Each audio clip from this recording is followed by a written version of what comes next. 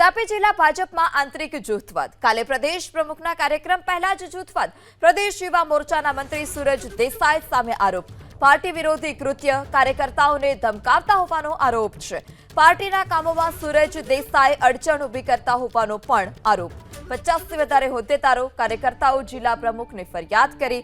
પ્રદેશ યુવા મંત્રી સૂરજ દેસાઈએ આ તમામ આરોપોને ફગાવ્યા છે। કિન્નાખોરી રાખી ખોટા આરોપ લગાવવામાં આવતા હોવાની વાત સૂરજ દેસાઈએ કરી।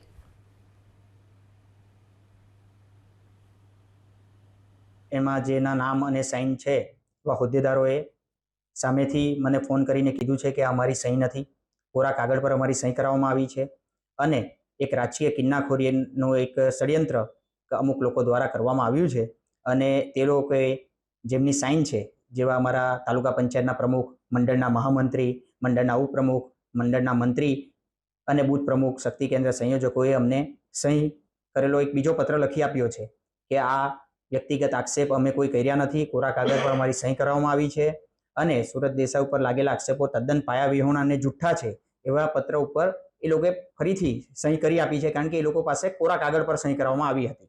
આ એક આવનારા સંગઠનના માળખાને ધ્યાને લઈને એક બદ ઇરાદાથી મારી પ્રતિષ્ઠાને હાનિ પહોંચાડવા અને બદનામી કરવા માટેનું કરવામાં આવેલ કૃત્ય છે।